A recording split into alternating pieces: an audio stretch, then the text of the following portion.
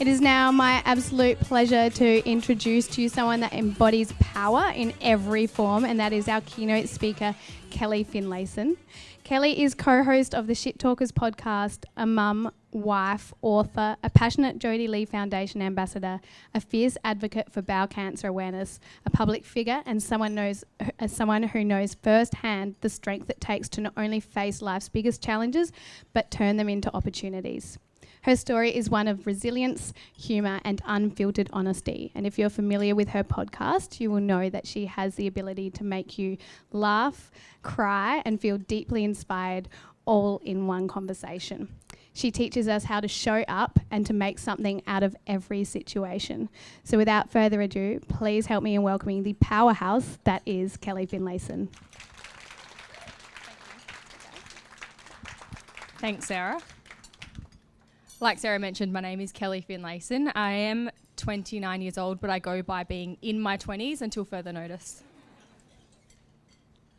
I usually start my keynotes by singling some people out, but I don't think we're going to have too many of these at this lunch, which is exciting. If you are over the age of 50, I'd love you to put your hand up. Woo! And PK, I'd like you to keep your hand up if you haven't done your bowel testing kit. Oh, good. I was going to say you'll think of me every time you shit if you haven't.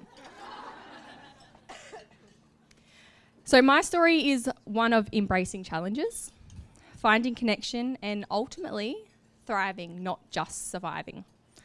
Life has a way of throwing unexpected challenges at us, and mine came when I was just 25 years old. I was diagnosed with stage 4 colorectal cancer. It was a moment that completely shattered my expectations of the future, forcing me to face unimaginable obstacles. But it was also a moment that revealed the power of resilience, community, and purpose. At the time, I was also a first-time, very young mum. One day shy of being 3 months postpartum, and if you've had a baby, you'd know that fourth trimester is wild. Everything is new, nothing is normal, and you're kind of just hoping that you're doing your best each day. Looking back now, I can realise how easy it is for women in particular, and I'm sorry to the men in the room, but my talk is very heavily focused at women.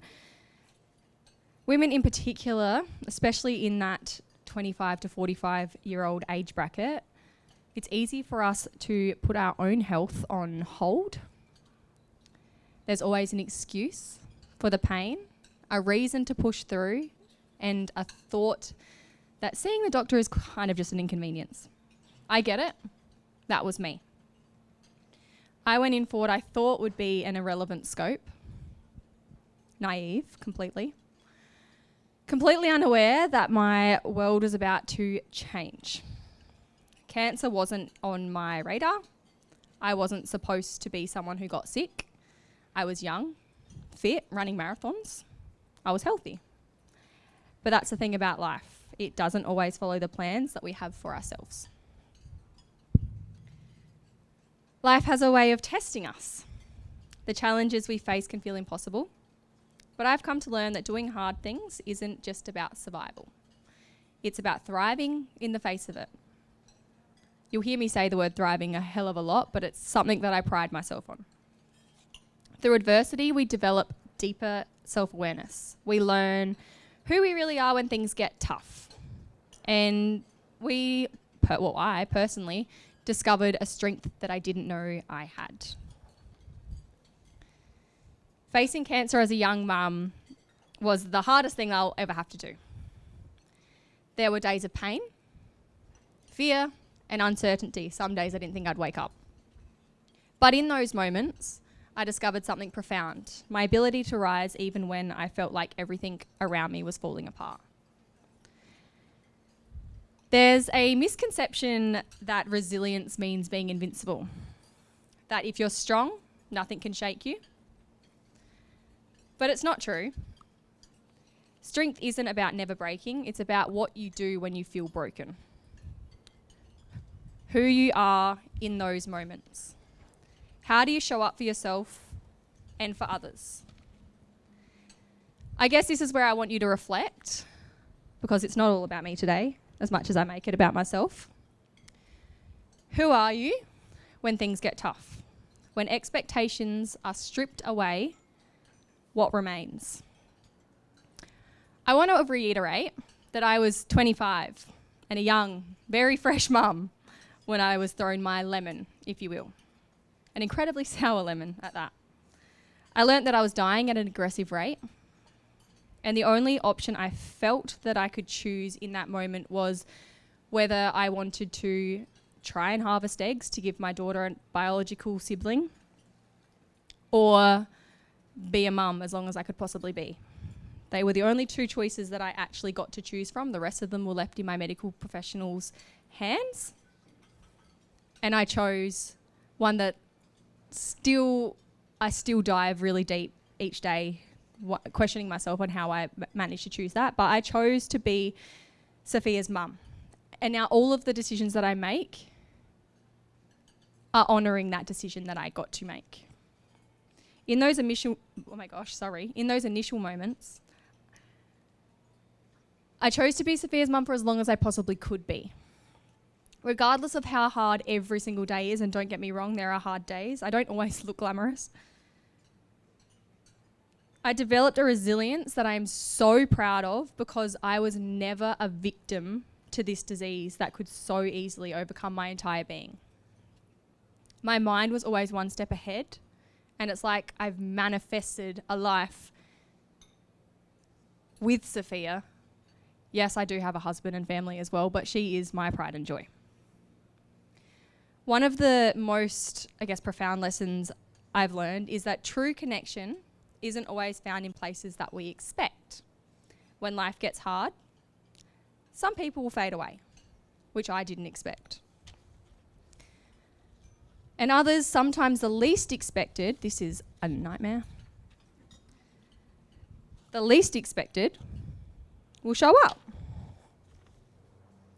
in ways that change everything. Who do you show up for? And more importantly, who shows up for you? I guess I've learned, probably the hard way, that your energy is invaluable. You need to support filling your cup and make the conscious decision each day to not empty it for someone that wouldn't, if able, do the same for you. In my darkest moments, it wasn't just family or close friends who supported me. Strangers, fellow cancer warriors, and an incredible network of women stood by me. Initially, I started sharing on my platform to update my family. Selfishly, I couldn't get back to all of them individually. But then I noticed I was reaching thousands of people that otherwise felt alone, which encouraged me to share more of the raw details, which became cathartic, which is why I continue to stand in places like this and speak, because you're all acting as free therapists, whether you know it or not. It not only had a positive impact on others, but it had a positive impact on my mental health. They're gone.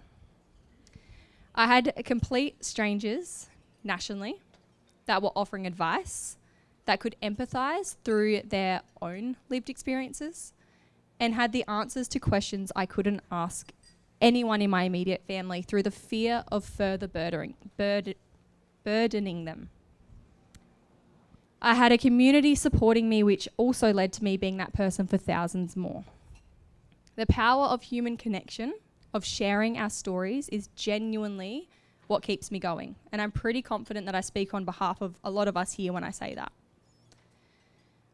When life gets overwhelming, it's easy to get caught up in the struggle. But I have found that joy even in the smallest, most mundane moments, like watching Sophia ride a bike for the first time without training wheels. She's 3. Or her the first time she wrote her name with her S the right way. These moments have the power to transform everything. Gratitude in the ordinary, laughter in the darkness, these are the things that sustain us. Joy isn't something we need to wait for, but something we need to create. I'm a firm believer in if you don't laugh, you'll cry, which is why my talks are far less emotional than they probably could be. When life feels overwhelming, it's easy to get caught up in the struggle. I've just said that. Yep. I talk about my deck of cards all the time. There's a few cards that we can draw on that excuse our abilities to be ourselves, essentially. And look, I got the Kent's card, which is the best one in the deck in terms of having an excuse to not show up. But never, not once, have I drawn on my card as an excuse to be a lesser version of myself. Sure, I've used it when I don't want to do the dishes or bedtime routine, but I'm allowed. I make a conscious decision to leave it in the deck when things get tough. It's not easy to find something to be grateful for when you're bedridden with a catheter and a bag of literal shit on your stomach. But you'd best believe I found something. Like drinking my coffee and knowing that I could lay in bed and go. Or having a button I could press so the nurses would come in and adjust my blinds to the amount of light that I wanted in my room. That and the human interaction that I'd otherwise not get. I also had my nurse's number, which I'm sure she regrets giving me. This isn't just about me though. We all have our hard days, so I challenge you to ask yourself, what brings you joy? Not just in the big moments, but in the quiet, everyday ones.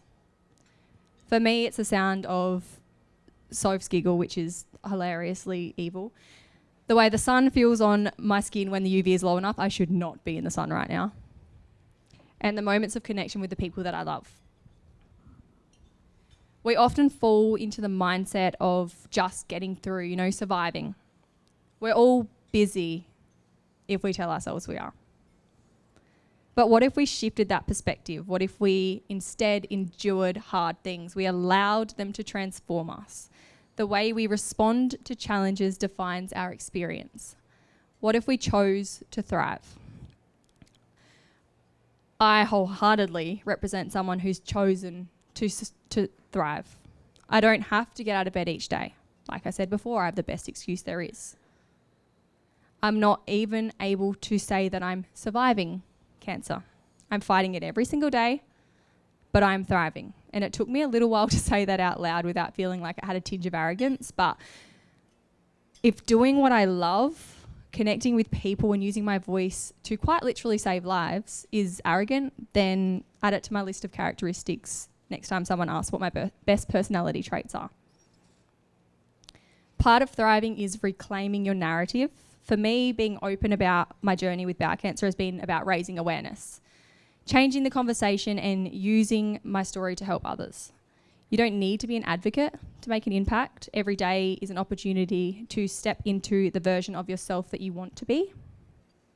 I spoke with a group of rural farmers last weekend on the border of Vic and New South Wales. And one of the hosts of the day mentioned that without knowing it, everyone in that room was working, which is similar to today, really. Not only are you not at your 9 to 5, but you're in an event that is not only about opening your mind and allowing yourself to reflect on how maybe you're not too busy or that your health could probably be prioritised better, but you're also fundraising for a cause that otherwise would have less funds to be able to educate. They wouldn't be able to engage ambassadors to spread the message of early detection awareness. So by being here today, you're making the conscious decision to support yourself, the women behind She Creates, and the Jodie Lee Foundation. To me, that's a pretty positive impact and creating a pretty positive narrative. Sorry again, blokes, but as women, we carry so much. We hold others, we hold space, we hold expectations. We take on the mental load for everyone in our circle without realising, which can be a great attribute, but can also lead to resentment and decrease in our own mental stability. So what about yourself? How do you hold yourself? If you have a daughter, a niece, a young girl who looks up to you, how do you want her to see you? What kind of woman do you want to show her she can be? Personally, I'm aware that at the moment, particularly in SA, I'm the poster poo girl. I'm known for the disease I was diagnosed with, but I'm actively pursuing different opportunities to be remembered as someone so much more than that. I want my legacy to be something that Sophia can be proud of. I want her to be able to say, my mum was a capeless superhero. I want her to know that she can do whatever she sets her mind to. And I want it to be because her mum showed her exactly that. I just hope she remembers me when she's a big name in Hollywood, because that girl's going places. I know that a big part of her confidence and determination is because of me. A little girl looking up to me and me consciously making decisions to better her perspective. We all have our own hard, and I don't want to take away from that. No one's challenge looks the same, but everyone carries something. The question is, what's holding you back? What would happen if you let go of fear, of expectation, of the belief that you're not strong enough? Because I promise you, you are, you always have been, and you always will be. Let's stop surviving and start thriving. Thank you.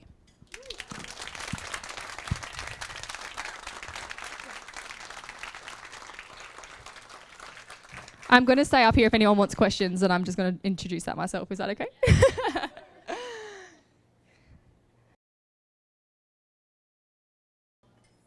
Yes, Sophia does know I'm sick, and she now gets headaches and thinks that she needs chemotherapy, which is really interesting to try and converse with. I've got a surgery next week, and she knows that mummy's going to hospital to get a needle. She obviously doesn't know the extent, and she's quite aware in what her age persists. So she's aware of my inability to do things, but she also knows that I show up in every way that I can. Well, it's a silent killer. So the largest misconceptions around bowel cancer, I guess, is not knowing that it exists, especially in that younger demographic, which is why I obviously speak so much to this targeted demographic, because I didn't know it existed when I was diagnosed. But I think a misconception around it would probably be that it only impacts your bowel. Like, I'm having a lung resection next week, but I've got bowel cancer. So that's something physical, but then also mentally struggling with surgery and having a stoma as a young woman. That's obviously something that you have to come to terms with. So there's a lot of collateral damage that comes out of any cancer diagnosis or any chronic illness, but no one talks about it. There's no follow-up once you're a survivor, and I've got a really great friend in this space that is a survivor, and the first thing she thought of when she was told she was in remission was me, who wasn't a survivor. So there's a lot of hardship afterwards that no one really talks about.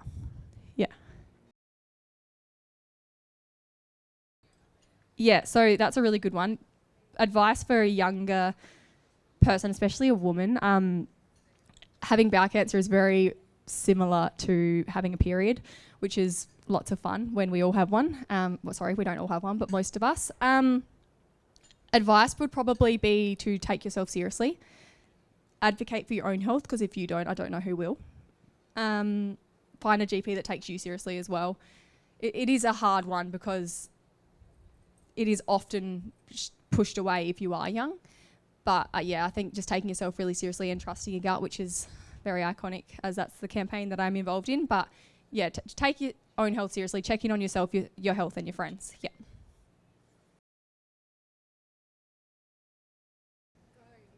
Yeah, which is funny because I just said that having bowel cancer is like having a period. And it's funny because a male, my husband, mentioned that it probably wasn't normal, the amount of times I was going to the toilet. He made a portaloo joke, which I was showing him Adelaide, and he told me that we should probably hook a portaloo up for me to sit on when we were driving anywhere because of the frequency of needing to going.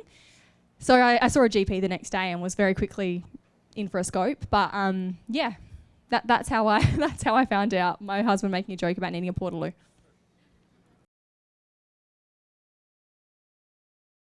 Oh yeah, I just mentioned the Trust Your Gut campaign, and obviously Michelle from Dirty Lee's just reminded me that there's also a symptom checker on the website of the Trust Your Gut campaign, and it is a 2-minute symptom checker. It will... My face. There's actually a QR code on the back if you want to do it yourself, but it takes 2 minutes. It will tell you whether you need to seek more help from a GP or if maybe you're probably overthinking things.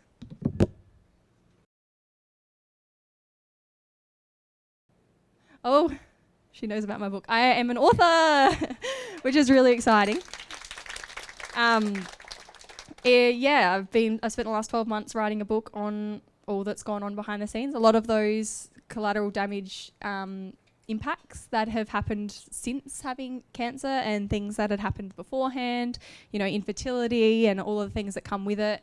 So that's in April. So if you want to get a copy, it's actually already pre-launched, but it's a really exciting opportunity for me to share my voice and other people's voices when they no longer have theirs. That's a really good question. So advice for someone that's supporting a loved one or a friend that's going through something traumatic, hold space. I wouldn't give advice to the person going through it. They've got enough going on in their mind, but hold space. If you ask them how they are, don't expect them to sugarcoat it. Let them tell you exactly how they really are, because I feel a lot of us that do get asked, how are you going? Like for me, for example, today I've been asked probably 20 times. I've said, yeah, good. But realistically, I'm an anxious ball of mess because I have a surgery next week. But I would never trauma dump that onto someone that obviously I don't know very well. But if you're a friend asking, then expect the honest truth back. That's probably all I could say in terms of holding space. Anything else? Okay, thanks.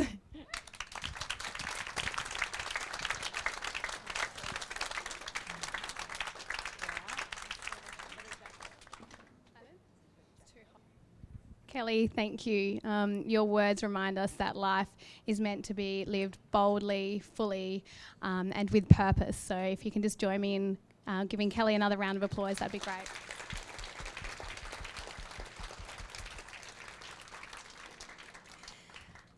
I think, Kelly, that you've actually given us all a great gift today. You have taught us that we can make lemonade, even when lemons are quite literally pelted at us.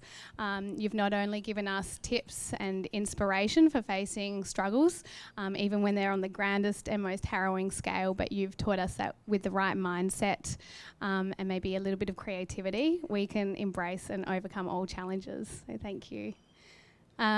We all have our own struggles, maybe again not on such a grand scale, but we have our highs and lows, and we have the things that knock us down.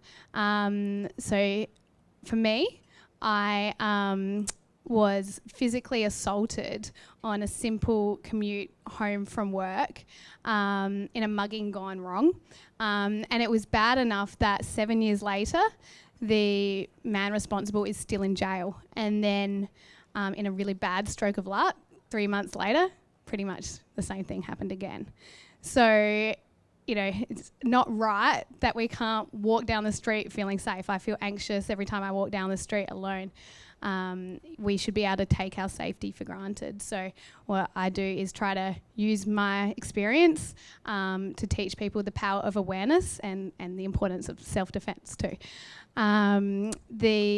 Professionally, I guess I'm no stranger, to the prejudice against women that we might experience, in the workplace. I've been called girly in meetings, and I've been told just take notes, barely been given, the courtesy of eye contact.